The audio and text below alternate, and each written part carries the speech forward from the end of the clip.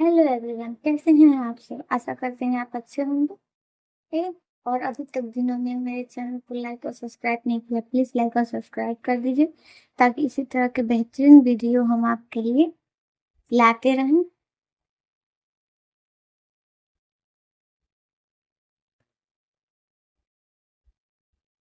चलिए शुरू करते हैं। इससे पहले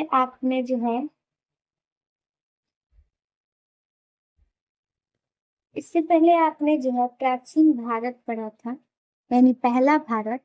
अब हम पढ़ेंगे आधुनिक भारत। आधुनिक भारत में क्या है? भारत में यूरोपीय यूरोपीय पारंपरिक कंपनियों का आगमन तथा अंग्रेजी आधिपत्य, यानी अंग्रेजों द्वारा क्या आधिपत्य था और उनकी कंपनी यूरोपीय कंपनियों का क्या था आगमन हुआ था, उसके बारे में यह पढ़ेंगे। पॉइंट नंबर 1, 1458 ईस्वी में वास्को ड गामा केरल के काली घाटी के तट पर समुद्री मार्ग पहुंचा। पॉइंट नंबर 2, 1505 ईस्वी में फ्रांसिस्को डी अल्मीडा भारत के में प्रथम पुर्तगाली वायसराय बनकर आया। पॉइंट नंबर 3, अबुल कर्क ने 1510 ईस्वी में बीजापुर के यूसुफ आदिल शाह से गोवा जीता। पॉइंट नंबर 4 भारत में प्रथम पुर्तगाली व्यापारिक कोचिन इनमें स्थापित हुई। पॉइंट नंबर 5, भारत में पहली डच फैक्ट्री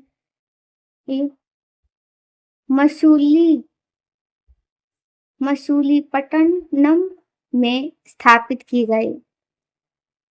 पॉइंट नंबर 6, डचों का भारत में अंतिम रूप से पतन 1759 ईस्वी में वेदार के युद्ध में ही हो गया था। पॉइंट नंबर 7, मुगल दरबार की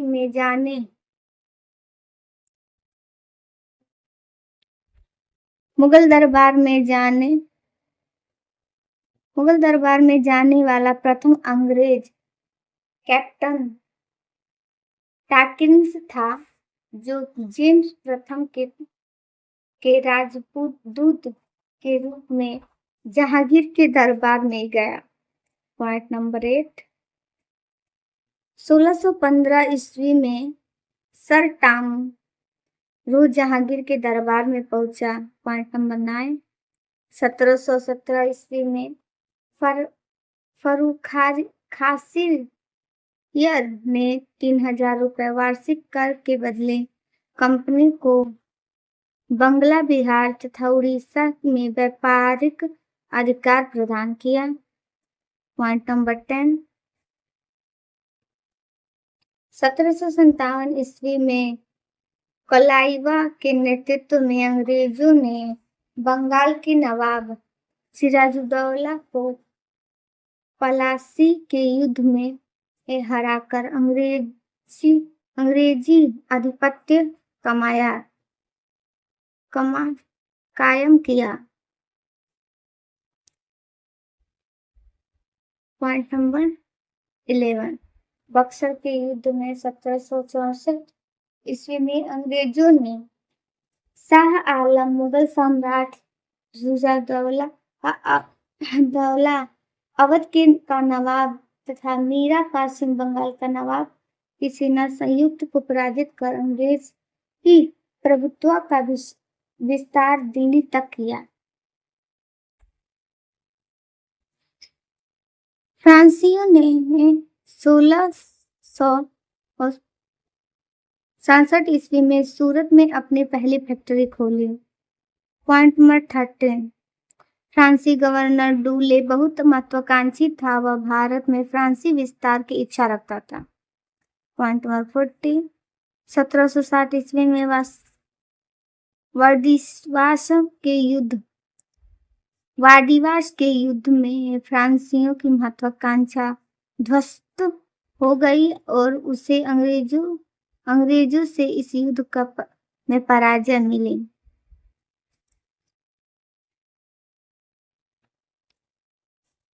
भारत में यूरोपीय व्यापारी कंपनियों का आगमन। पुर्तगाली ईस्ट इंडिया कंपनी, अंग्रेजी East India company, Dutch East India company, Danish East India company, फ्रांसीसी East India company, Swedish East India company स्थापना 1600। पुर्तगाली ईस्ट इंडिया कंपनी की स्थापना 1498 ईस्वी में हुई। अंग्रेजों की ईस्ट इंडिया कंपनी की स्थापना 1600 में हुई। डच ईस्ट इंडिया कंपनी की स्थापना 1602 में हुई। डेनिश ईस्ट इंडिया कंपनी की स्थापना 1616 में हुई। फ्रांसीसी ईस्ट इंडिया कंपनी 64 में हुई। स्वीडिश ईस्ट कंपनी 1731 में हुई।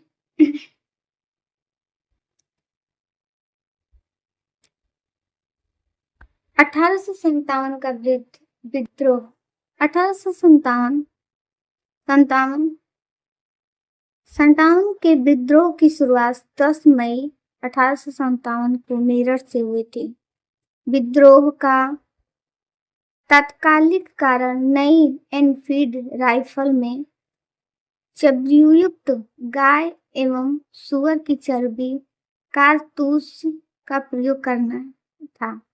इससे पहले बैरकपुर पश्चिम बंगाल में 34वें न्यूट्री के सिपाही मंगल पांडे ने 28 मार्च 1857 ईस्वी अपने जास्टेट मेजर लेफ्टिनेंट बाग पर गोली चला दी। उसके बाद 1857 ईस्वी के विद्रोह के बाद ब्रिटिश सरकार ने भारत शासन अधिनियम में 1858 ईस्वी के द्वारा भारत में कंपनी प्रशासन समाप्त कर उसे अपने हाथ में ले लिया। सामाजिक एवं धार्मिक सुधार आंदोलन, समाज को सुधारने वाला आंदोलन। राजा राम मोहन राय को भारतीय पुनर्जागरण का जनक कहा जाता है। राजा राम मोहन राय ने कोलकाता में वेदांत कॉलेज तथा डेविड हेयर के साथ मिलकर हिंदू कॉलेज स्थापना की। ब्रह्म समाज की स्थापना 1828 ईस्वी में राजा राम मोहन राय ने ही की।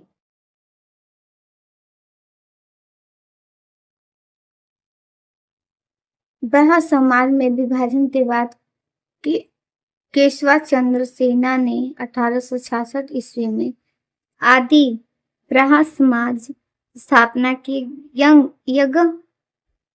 यंग बंगाल आंदोलन का प्रवर्तक हेनरी विनियन डेरोजियो हिंदू कॉलेज के प्राध्यापक थे। प्रधान समाज की स्थापना आत्माराम पांडुरंग ने बंबई में की। आर्य समाज की स्थापना स्वामी दयानंद सरस्वती ने 1875 ईस्वी में बंबई में की। नाम मूल शंकर था। दयानंद सरस्वती ने वेदों की औरतों का नारा दिया। रामकृष्ण मिशन की स्थापना रामकृष्ण मिशन की स्थापना स्वामी विवेकानंद ने 1857 ईस्वी में की। इस मिशन का नाम रामकृष्ण परमहंस के नाम पर रखा गया। स्वामी विवेकानंद का वास्तविक नाम नरेंद्र दत्त था। समाज में बहुत सारे अधिनियम बनाए। अधिनियम थे शिशु वध प्रतिबंध, सती प्रथा प्रतिबंध, हिंदू विधवा विवाह पुनः, उसके बाद न्याय शारदा एक्ट।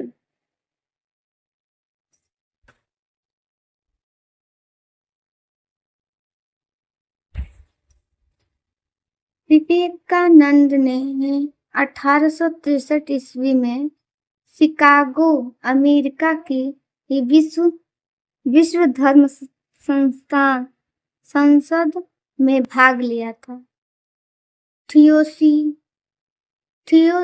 थियोसॉफिकल सोसाइटी की स्थापना न्यूयॉर्क में 1875 ईस्वी अल्काट तथा मैडम ब्लवास्टिकी द्वारा की गई।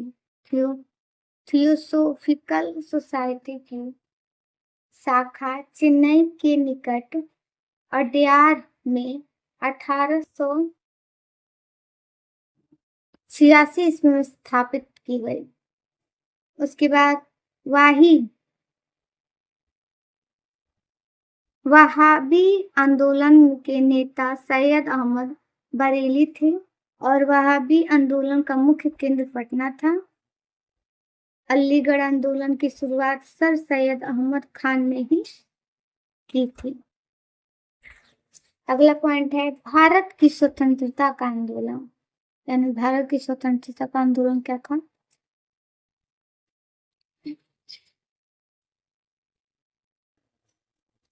भारत की स्वतंत्रता का आंदोलन अब पे विचार करेंगे हम।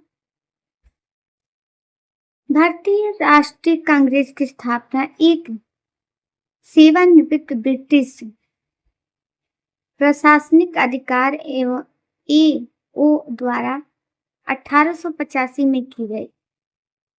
उसके बाद कांग्रेस का प्रथम अधिवेशन 1885 सितंबर ईस्वी में बंबई में हुआ। इसमें कुल 72 सदस्यों ने भाग लिया था।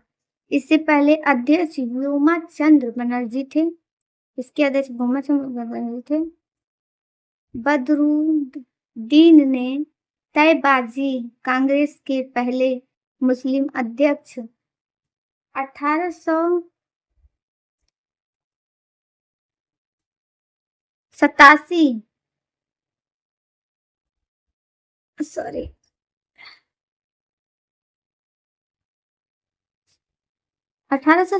ईस्वी में तथा जॉर्ज यूले प्रथम ईसाई तथा विदेशी अध्यक्ष 1888 ईस्वी थे। उसके बाद बाल गंगाधर ने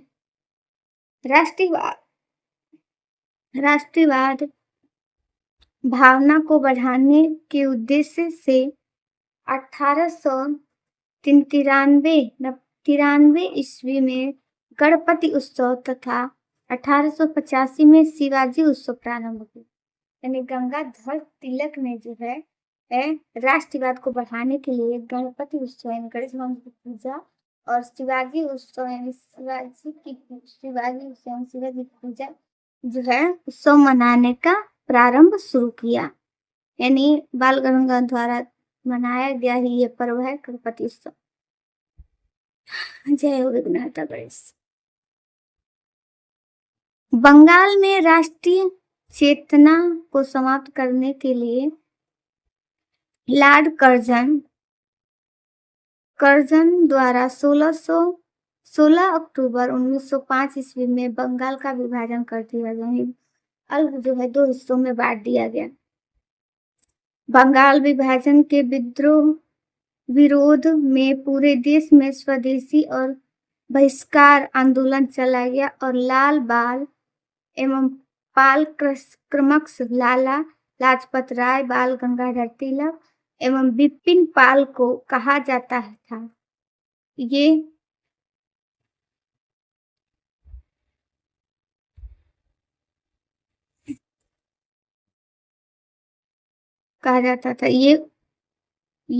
उर्पथी विचारधारा के समर्थक थे। दादा भाई नौरोजी ने कांग्रेस के कलकत्ता अधिवेशन 1906 ईस्वी में सर्वप्रथम स्वराज्य की मांग प्रस्तुत की और उन्हें grand old man of India भी कहा जाता था। दादा भाई नौरोजी ने सर्वप्रथम धन निकासी का सिद्धांत दिया, जिसमें यह स्पष्ट किया गया था कि इस किस प्रकार अंग्रेज भारत में धन ले जा सकते हैं। स्वदेशी के मुद्दे पर 1960 ईस्वी के कांग्रेस के शुद्ध अधिवेशन में कांग्रेस का विभाजन 2 भागों में कर दिया गया।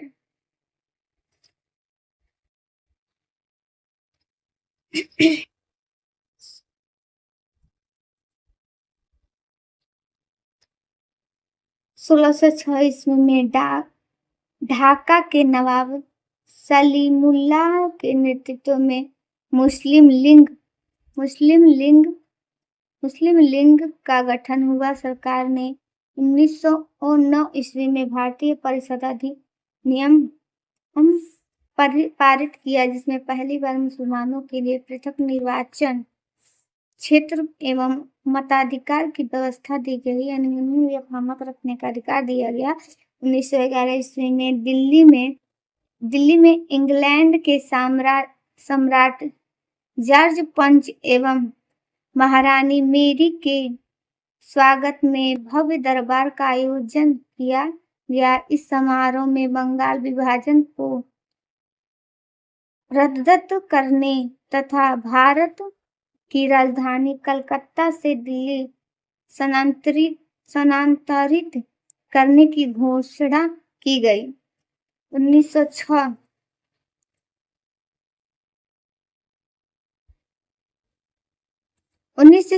ईस्वी में लखनऊ में आयोजित कांग्रेस के अधिवेशन में कांग्रेस के विभाजित धड़ों में समझौता हो गया। इसी अधिवेशन में पहली बार कांग्रेस एवं मुस्लिम लीग एक मंच पर आए और स्वशासन की मांग तेज करने के लिए बाल गंगाधर तिलक ने अप्रैल 1916 ईस्वी तथा एनी बेसेंट ने सितंबर 1916 ईस्वी में होम रूल लीग का गठन किया। कांग्रेस के 1917 ईस्वी से कलकत्ता अधिवेशन का अध्यक्षता श्रीमती एनी बेसेंट ने किया और इस पद का चुनी जाने वाली पहली महिला थी।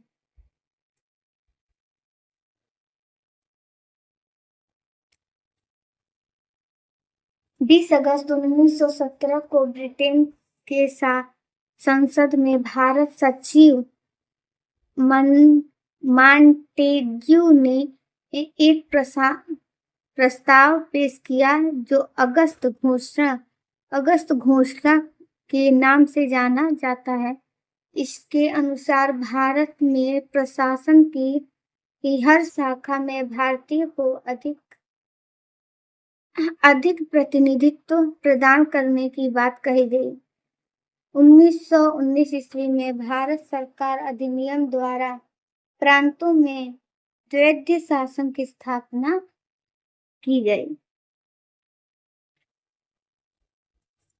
पंजाब के 2 महत्वपूर्ण नेता सैफुद्दीन किचलू तथा डॉक्टर सत्यपाल की गिरफ्तारी के विरोध में अमृतसर के जालियांवाला बाग में 13 अप्रैल 1919 ईस्वी को विशाल जनसंख्या आयोजित की गई थी। जनरल डायर के निर्देश पर इस सभा पर गोलियां चलाई गई, जिसमें सैकड़ों निहत्थे लोग मारे गए। इसे जालियांवाला बाग हत्याकांड के नाम से भी जाना जाता है। यानी जनरल डायर द्वारा जनरल डायर ने जो है निर्देश दिया और उसके बाद गोलियां चलाई गई और सैकड़ों निहत्थे लोग जो है मारे गए और इसी की वजह से जो है जालियांवाला बाग हत्याकांड के नाम से वो प्रसिद्ध हो गया, इसीलिए उसे जालियांवाला बाग हत्याकांड कहा जाता है। और वो सबसे ज्यादा वो दिल दहलाने वाला हत्याकांड था। जालियांवाला बाग हत्याकांड के विरोध में रविन्द्रनाथ टैगोर ने अपनी सर की उपाधि लौटा दी। यानी जब ये हत्याकांड हुआ, जालियांवाला बाग हत्याकांड हुआ, बहुत सारे लोग निहत्थे मारे गए, तो रविन्द्रनाथ टैगोर ने अपनी जो है सर वाली उपाधि जो है उन्हें लौटा दी। 1920 ईस्वी में तुर्की के खलीफा के साथ किए जा रहे दुर्व्यवहार के विरोध में भारत में खिलाफत आंदोलन भी चलाया गया और कांग्रेस ने गांधी जी के नेतृत्व में 1920 ईस्वी में असहयोग आंदोलन प्रारंभ किया। 5 फरवरी 1922 ईस्वी को उत्तर प्रदेश के देवरिया जिले के चौरी चौरा नामक स्थान पर उत्तेजित भीड़ में कुछ सिपाहियों को थाने में जिंदा जला दिया गया। इससे क्षुब्ध होकर गांधी जी ने आंदोलन को तत्काल वापस ले लिया। यानी सिपाहियों को जिंदा जलाने की वजह से जो है गांधी जी ने जो है आंदोलन क्या किया, वापस ले लिया।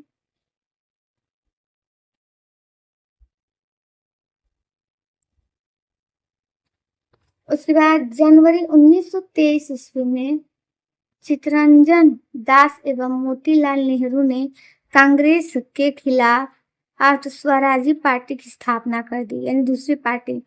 1923 ईस्वी में चुनाव में स्वराज्य पार्टी केंद्र विधायिका में विट्ठल भाई पटेल को अध्यक्ष के पद पर निर्वाचित करवाने में सफल रही और 8 नवंबर 1927 ईस्वी को 1919 ईस्वी के भारत सरकार अधिनियम की समीक्षा करने के लिए साइमन कमीशन का गठन किया गया।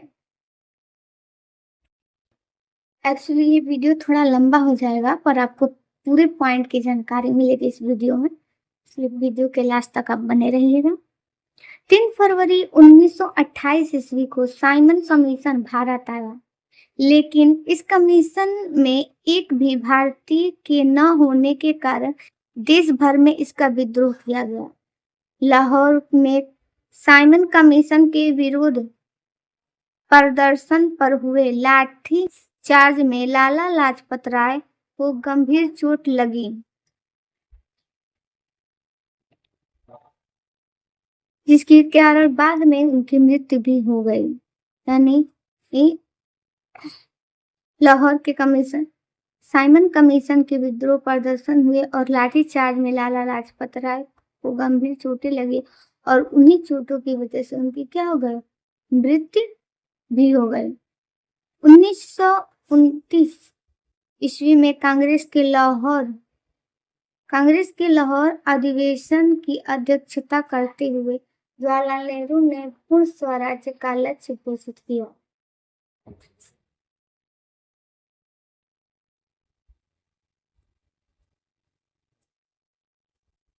31 दिसंबर 1929 ईस्वी को लाहौर में रावी नदी के तट पर जवाहरलाल नेहरू ने झंडे को फहराया और 12 मार्च 1930 ईस्वी को महात्मा गांधी ने 78 स्वयंसेवकों के साथ साबरमती आश्रम में डांडी के लिए स्थापना किया। 6 अप्रैल 1930 ईस्वी को डांडी पहुंचकर गांधी जी ने नमक कानून तोड़कर सविनय अवज्ञा। 5 मार्च 1931 को गांधी जी एवं तत्कालीन वायसराय इरविन के बीच हुए समझौते के बाद सविनय अवज्ञा आंदोलन को स्थगित कर दिया गया। लंदन में आयोजित 3 गोलमेज सम्मेलनों में अंग्रेज ने सिर्फ द्वितीय गोलमेज सम्मेलन में भाग लिया। इसमें कांग्रेस का प्रतिनिधित्व महात्मा गांधी ने किया था।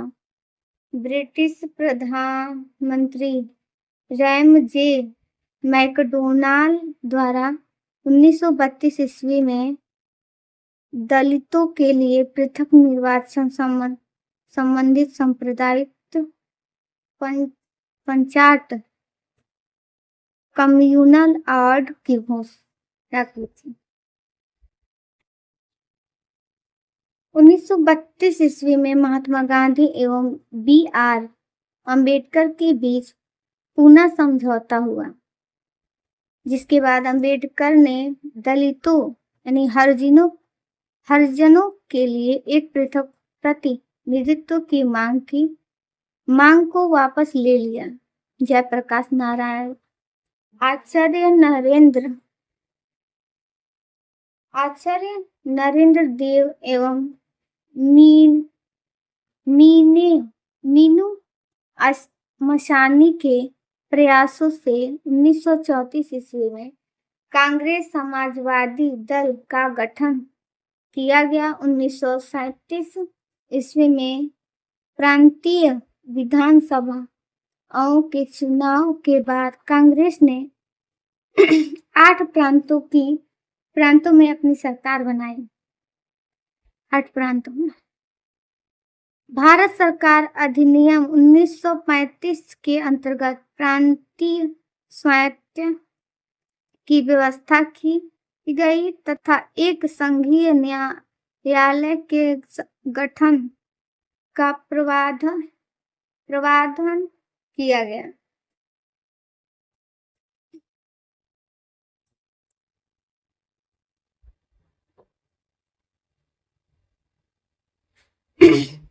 मोहम्मद अली जिन्ना ने 1940 ईस्वी में मुस्लिम लीग के लाहौर अधिवेशन में पृथक पाकिस्तान की मांग की।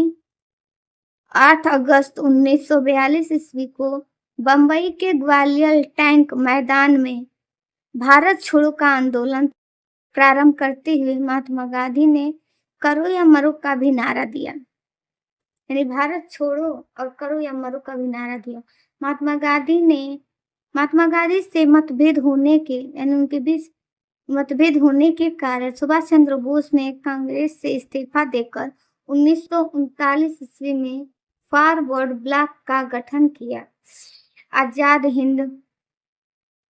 हिंद फौज के गठन का विचार सर्वप्रथम कैप्टन मोहन सिंह के मन में आया था और 21 अक्टूबर 1943 ईस्वी में सुभाष चंद्र बोस ने सिंगापुर में स्थायी भारत सरकार आजाद हिंद सरकार की स्थापना की और दिल्ली चलो तुम मुझे खून दो मैं तुम्हें आजाद दूंगा का नारा सुभाष चंद्र बोस ने दिया। यानी महात्मा गांधी ने जो है भारत छोड़ो आंदोलन दिया और करो या मरो का दिया और सुभाष चंद्र बोस ने दिल्ली चलो या तुम मुझे खून दो मैं तुम्हें आजादी दूंगा इस तरह का नारा दिया।